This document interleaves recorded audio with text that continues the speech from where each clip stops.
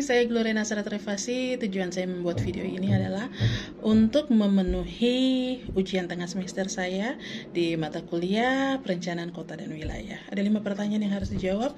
Langsung saja saya menjawab pertanyaan yang pertama. Jawaban pertama dari pertanyaan tujuan dan manfaat mempelajari mata kuliah Perencanaan Kota dan Wilayah adalah, yaitu tujuannya menciptakan kehidupan yang efisien, nyaman, serta lestari, pada tahap akhirnya menghasilkan rencana yang menetapkan lokasi dan berbagai kegiatan yang direncanakan. Jawaban pertanyaan sendiri ada 5. Yang pertama, menggambarkan proyeksi dari berbagai kegiatan ekonomi dan penggunaan lahan di wilayah di masa yang akan datang. Yang kedua, membantu atau memandu para pelaku ekonomi untuk memilih kegiatan apa yang perlu dikembangkan di masa yang akan datang dan di mana lokasi kegiatan. Yang ketiga, manfaat ketiganya adalah sebagai bahan acuan bagi pemerintah untuk mengendalikan atau mengawasi arah pertumbuhan kegiatan ekonomi dan arah penggunaan lahan. Keempat, dari mempelajari mata kuliah Perencanaan Kota dan Wilayah, manfaat yang keempat yang bisa kita dapatkan sebagai landasan bagi rencana-rencana lainnya yang lebih sempit tetapi lebih detail atau sektoral. Manfaat yang kelima adalah manfaat optimal untuk berbagai kegiatan dari lokasi tersebut, memberikan nilai tambah bagi masyarakat. Jawaban untuk pertanyaan nomor 2 yaitu jelaskan definisi perencanaan kota dan wilayah dari yang sederhana sampai dengan yang sempit.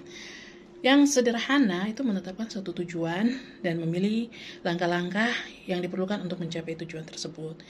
Definisi ini tidak salah, tetapi tidak ada gambaran atas suatu perencanaan yang rumit dan luas dan tidak ada faktor pembatas. Jadi contohnya seperti membuat acara ulang tahun. Yang rumitnya yaitu dari perencanaan wilayah kota ini mengetahui dan menganalisis kondisi saat ini, meramalkan perkembangan berbagai faktor non-controllable yang relevan, memperkirakan faktor-faktor pembatas, menetapkan tujuan dan sasaran yang dapat diperkirakan dapat dicapai, menetapkan langkah-langkah untuk mencapai tujuan tersebut, serta menetapkan lokasi dari berbagai kegiatan yang dilaksanakan.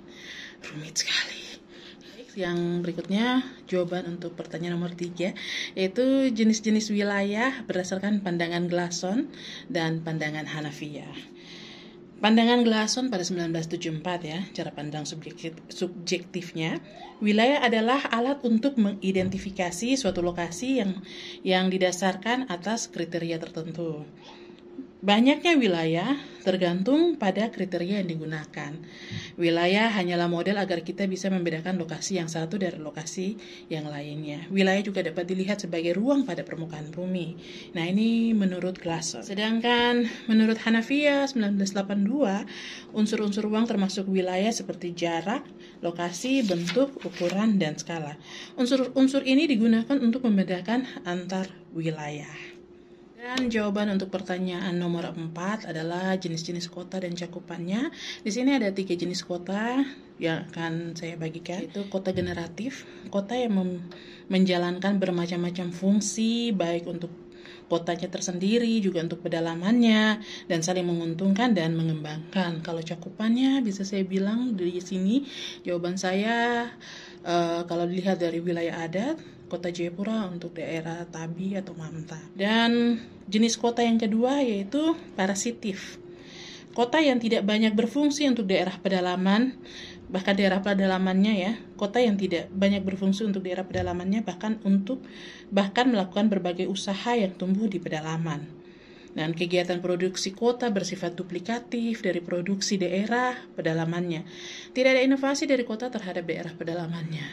Jadi di sini yang bisa saya bilang dalam cakupannya ini, kota yang sepertinya hanya meniru apa yang ada di luar Papua, terus dia meniru ada duplikatifnya di sini seperti itu. Dan yang ketiga adalah kota enclave.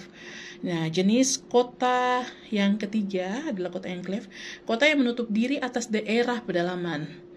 Kota berkembang tetapi tidak bersumber pada potensi daerah pedalaman. Perbedaan fasilitas menjadi acuan kota enclave untuk tidak mendorong perkembangan daerah pedalamannya. Jadi di sini bisa dibilang kalau cakupannya yaitu kota yang benar-benar dia menutup diri gitu, tidak tertarik dengan perkembangan-perkembangan yang ada di daerah-daerah sekitar. Hanya memikirkan ya hanya untuk memikirkan diri sendiri dan untuk kotanya sendiri, tidak tertarik untuk membuka diri melihat kota lain. Itu cakupannya. Kita lanjut ke pertanyaan yang terakhir. Dan jawaban untuk pertanyaan kelima, pertanyaan terakhir adalah jelaskan pendapat saya terkait kota di mana saya berdomisili, yaitu di Jayapura. Kalau dilihat dari teori perencanaan ya, yaitu pandangan teori SIM, juga positivism, rasionalisme, dan fenologi ya, bahwa kalau teori SIM tentang ketuhanan, di sini 5 agama hidup berdamai, dan juga ada Tugu Injil di Enggros yang menjadi simbol di atas tanah Tabi di kota Jayapura. Juga kalau melihat perbedaan 5 tahun lalu dan sekarang jauh berbeda. Sekarang sudah ada jembatan merah yang menghubungkan Hamadikoya dan Skou, dan juga sudah ada stadion, venue-venue, dan sudah ada gedung TIFA, MRP, dan perkembangan-perkembangan yang terus maju. Namun menurut saya ya, kalau menurut saya perkembangan ini tapi juga menjaga jangan sampai banjir ya, karena saya melihat menurut saya kota Jayapura ini mengikuti perkembangan yang ada di Jakarta. Jadi pemimpin di daerah ini membawa Jakarta ke Jayapura. Hal itu yang bisa saya sampaikan, dan saya berharap masalah sampah dan banjir ya di kota Jayapura bisa kita atasi bersama-sama demi kesejahteraan kita bersama. Sekian dan terima kasih. Salam.